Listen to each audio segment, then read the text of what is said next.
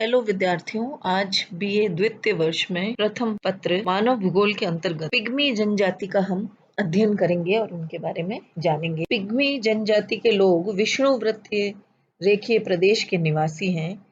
ये विश्व के सबसे अधिक उष्णता, आर्द्रता और घनी प्राकृतिक वनस्पति वाला स्थान है, इसलिए वो पृथक विशिष्ट महत्व रखता है। यहाँ की भौगोलिक दशाओं ने मानव के विकास को ऐसा प्रतिबंधित किया है कि यहाँ रहने वाला प्रत्येक व्यक्ति आज भी आदिम अवस्था में जीवन यापन करने को बाधित है।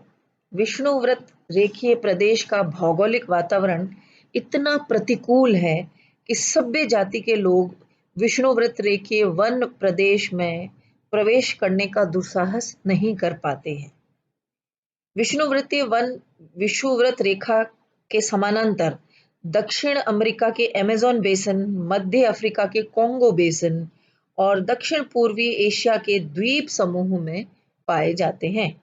मलाया के वनों में रहने वाले आदिम जाति के लोग से मांग और सकाई कहलाते हैं, जबकि मध्य अफ्रीका के कोंगो बेसिन के वनों में रहने वाले निवासी पिग्मी कहलाते हैं। भौगोलिक वातावरण के साथ सामंजस्य स्थापित करते हुए जीवन यापन का यह एक उत्तम उदाहरण यह जनजाति प्रस्तुत करती है।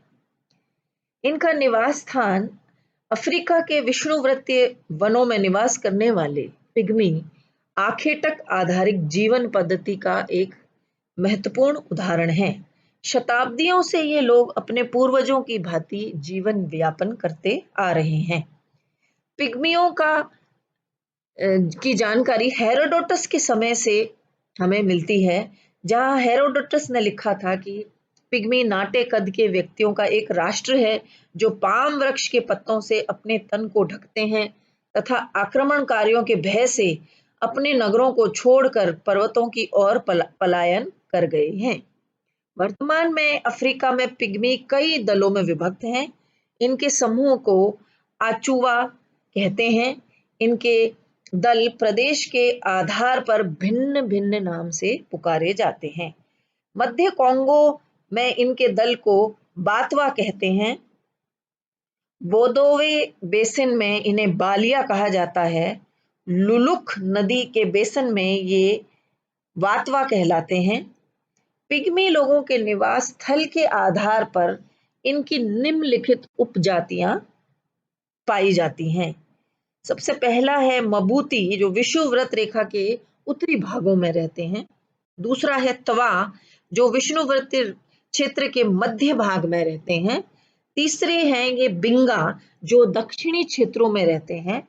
और चौथे उपजाति है इनकी गसेरा, जो दक्षिणी क्षेत्रों में रहते हैं।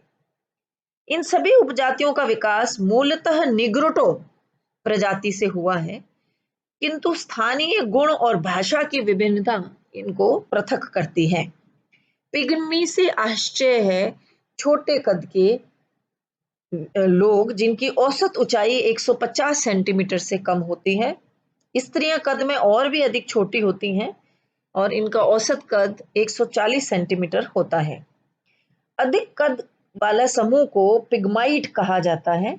इनकी शारीरिक विशेषताएं लगभग समान होती हैं। इनके शरीर का रंग काला या चॉकलेट के रंग के समान भूरा होता है।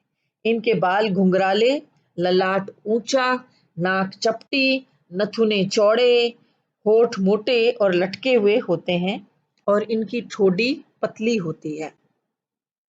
यदि हम इनके आवास के बारे में बात करें तो इनकी भौगोलिक स्थिति मुख्यतः मध्य अफ्रीका के विषुववृत्त रेखीय प्रदेश में है। इनका मुख्य निवास कोंगो नदी के बेसिन में है। इनके निवास क्षेत्र का विस्तार 3 डिग्री उत्तरी अक्षांश से 3 डिग्री दक्षिणी अक्षांश के मध्य है। इनके कबीले कामरानू, गेबान, कोंगो गणतंत्र और युगांडा में यत्र तत्र फैले हुए हैं।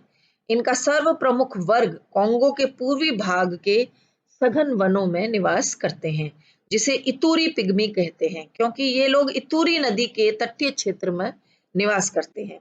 वैसे इस क्षेत्र में यह जाति कोंगो, अरिबीमी, कसाई, ओग नदियों की घाटी में मुख्यतः केंद्रित है। इनके आवास के पश्चात हम इनके क्षेत्रों की जलवायु के बारे में चर्चा करते हैं।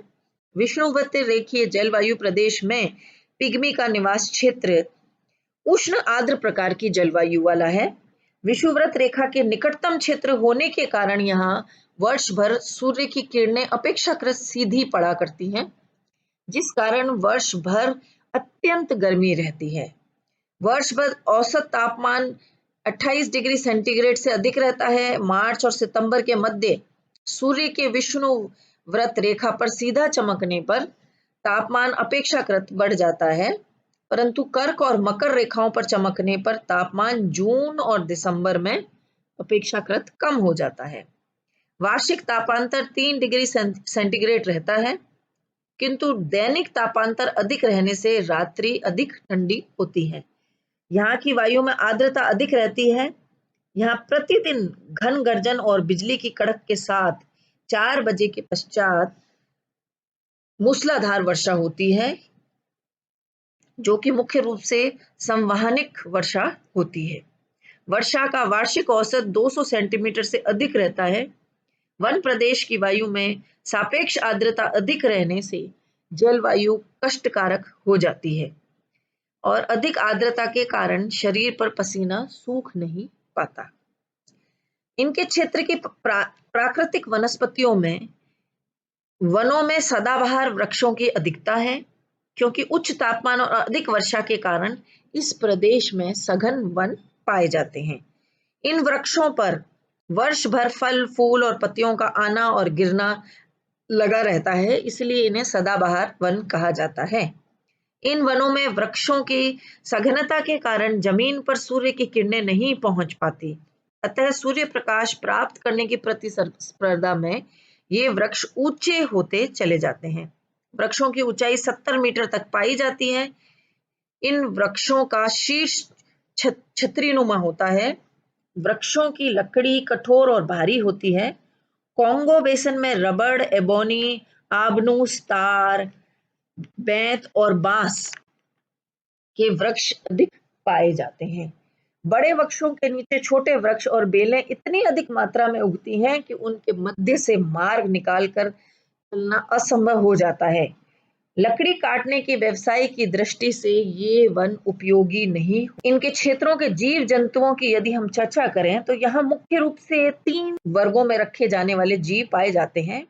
पहले वे जीव हैं जो वृक्षों पर रहते हैं, जिसमें मुख्यतः बंदर, पक्षी, चमगादड़, सांप, अजगर, छिपकली आदि।